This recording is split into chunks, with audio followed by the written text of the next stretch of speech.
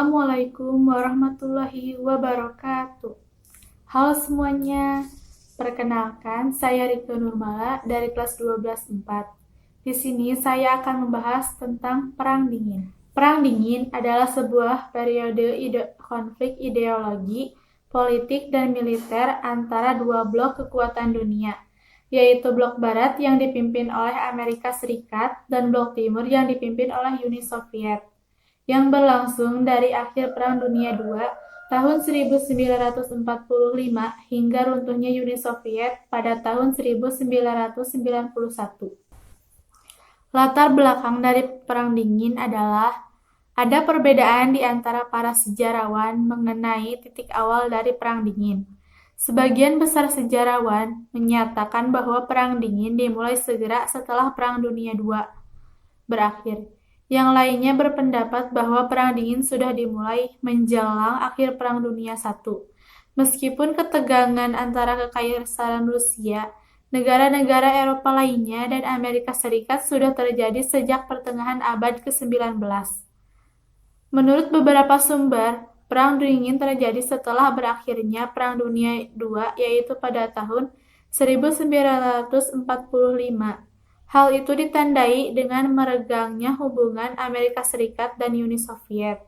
Awal mula Perang Dingin terjadi pada bulan September 1947, Uni Soviet membentuk Kominform. Kominform merupakan nama lain dari Biro Informasi Partai Komunis dan Pekerja. Kominform adalah forum resmi dari Gerakan Komunis Internasional yang tujuannya adalah untuk menegakkan ortodoksi dalam gerakan komunis internasional dan memperketat kontrol politik atas negara-negara satelit Uni Soviet melalui koordinasi dari pihak komunis di Blok Timur.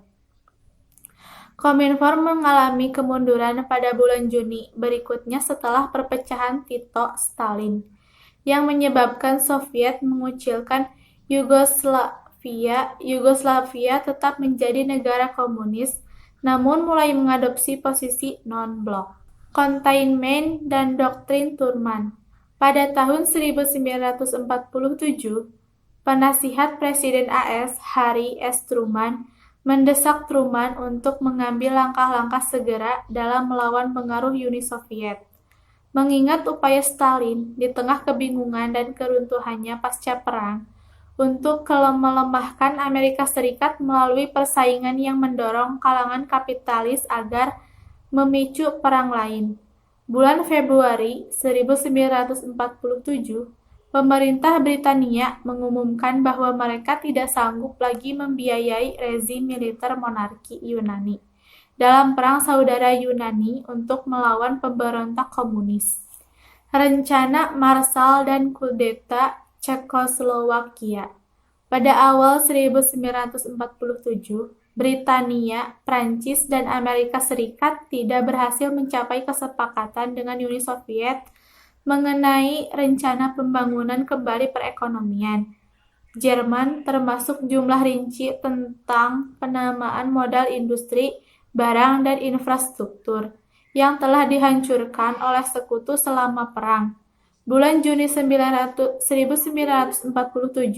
sesuai dengan doktrin Truman, Amerika Serikat menegaskan program Rencana Marshall, yaitu suatu program bantuan ekonomi bagi semua negara Eropa yang bersedia untuk berpartisipasi termasuk Uni Soviet.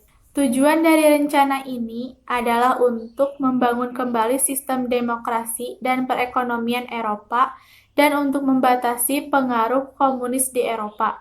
Rencana ini juga menyatakan bahwa kemakmuran Eropa bergantung pada pemulihan ekonomi Jerman. 1 bulan kemudian, Truman mengesahkan Undang-Undang Keamanan Nasional 1947, membentuk Departemen Pertahanan Terpadu, CIA, dan Badan Keamanan Nasional, NSC. Hal ini selanjutnya akan menjadi biokrasi utama kebijakan AS dalam Perang Dingin. Blokade Berlin. Amerika Serikat dan Britania menggabungkan zona pendudukan mereka di Jerman menjadi Brizonia 1 Januari 1947, kemudian menjadi Trizonia setelah zona pendudukan Prancis juga digabungkan pada bulan April 1949. Sebagai bagian dari upaya pembangunan kembali perekonomian Jerman pada awal 1948, perwakilan dari sejumlah negara Eropa Barat dan Amerika Serikat mengumumkan kesepakatan untuk menggabungkan wilayah pendudukan Jerman Barat menjadi sebuah pemerintahan federal. Selain itu, sesuai dengan rencana Marshall, mereka memulai kembali industrialisasi dan menata kembali perekonomian Jerman bersama-sama, termasuk pengenalan mata uang baru, Deutsche Mark, untuk menggantikan mata uang Reichsmark lama yang nilainya telah dijatuhkan oleh Soviet. Perang Dingin Kedua. Istilah Perang Dingin Kedua merujuk pada periode peningkatan kembali ketegangan Perang Dingin dan konflik antara kedua belah pihak pada akhir 1970-an dan awal 1980-an, Amerika Serikat dan Uni Soviet, dan masing-masingnya menjadi lebih termilitaristik. Diggins mengungkapkan, Reagan mengerahkan segalanya untuk berjuang dalam Perang Dingin Kedua, dengan mendukung kontra pemberontakan di dunia. Pada tahun 1989, AS menjalin kerjasama militer dengan 50 negara dan memiliki 526.000 tentara di luar negeri yang tersebar di puluhan negara, dengan 326.000 terdapat di Eropa, 2/3-nya di Jerman Barat, dan sekitar 130.000 terdapat di Asia, terutama di Jepang dan Korea Selatan. Perang Dingin juga menandai puncak pengembangan industri militer, terutama di Amerika Serikat, dan pendanaan militer secara besar-besaran. Pengembangan industri militer ini memiliki dampak besar terhadap negara yang bersangkutan, membantu kehidupan kemasyarakatan, kebijakan, dan hubungan luar negeri tersebut. Rangkuman lainnya, latar belakang Perang Dingin. 1. Perang Dunia II. Perang Dunia II berakhir dengan kemenangan sekutu, tetapi juga meninggalkan kekuatan besar yang saling bersaing, yaitu Amerika Serikat dan Uni Soviet. 2. Perbedaan ideologi. Amerika Serikat menganut ideologi kapitalisme dan demokrasi, sedangkan Uni Soviet menganut ideologi komunisme dan sosialisme. 3. Perebutan pengaruh.